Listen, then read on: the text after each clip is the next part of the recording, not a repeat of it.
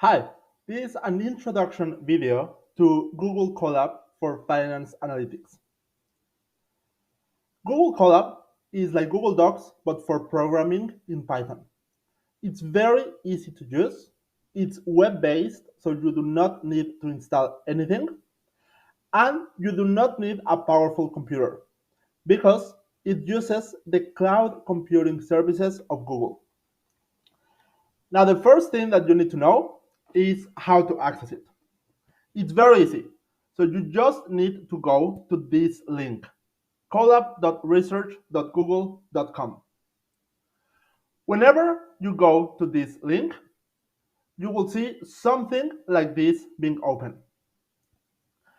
For you, it might be that there's nothing in here because it will be your first time opening Google Colab. Now, from here, you go to plus new notebook in order to open a new document or new notebook. After that, something like this will appear. There are 5 key areas on this new navigation. The first one, all the way to the top, is the document name. In here, you will be able to rename the untitled document or notebook to whatever you want this notebook to be. For example, finance exercise number 1. The second part is the main top menu. This works very similar to any other Google Doc or Google Slides that you have. So you will have File, Edit, View, and so on and so on. Now the third part is this one, which is the Insert Code or Insert Text. If you click on Insert Code, then a new area for code will appear below. And similarly, if you click Insert Text, something will appear for you to insert new text. Now, number D is quite important. It's the left menu. In here, you have 5 icons that we will go over them a little bit later on this video.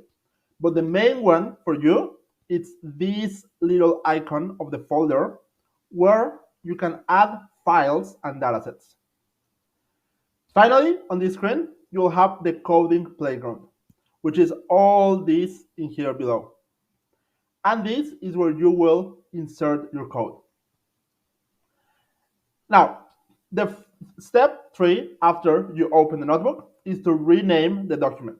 So as I was mentioning, it's in the first area, in area 1, and then you can go and click and start typing finance exercise number 1, for example.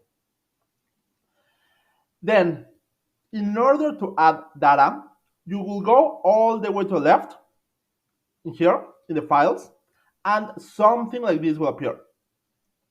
Now, in here, you will go and click this first new icon, which is the one to upload a new file. After clicking on here, you will select the data set that you will need to upload for finance exercise number 1 or for other exercises that you might want to do. Now, the step 5 is to actually use the coding playground in order to add your code. Now, for this, either if you already know Python, you can start writing in here. And if you do not know and you are following this as part of the advanced ChatGPT course, then you will get the code from ChatGPT. And this is where you paste the code. Now, in this particular example, we're trying to get data from this file called paper company dataset. So we need to replace the path in here. And it's everything in between the inverted commas. So from the slash of /content/paper company dataset.xlsx, you will replace this with your own path. To do that, you will go to the file section, hover over your dataset, go all the way to the right to the 3 little dots, and copy the path. Then you will paste the path in here. After that, you will just need to run the code. In order to run code, you will click this play button. And after that, your code will be run already. Now, there are some frequently asked questions or troubleshoot that I have received in the last few months and years of teaching Google Colab. The first one is in the Files section, there is this folder icon all the way to the top. Do not press that button. If you already did, it will take you to this kind of back end part of your Google Drive, where you will see a lot of different folders. If this happens to you, the easiest way to go back is just to close the session, close the tab, and open a new one. And then if you open a new one, then you will see files again, and then the typical files with a couple of folders only. Now, the second thing is that it is possible to mount your Google Drive. This means that you will have access to all of the documents in your Google Drive very easily. To do that, you will click this third icon and accept, and then the drive will appear. When you click in My Drive, then the folders that you have in your Google Drive will appear.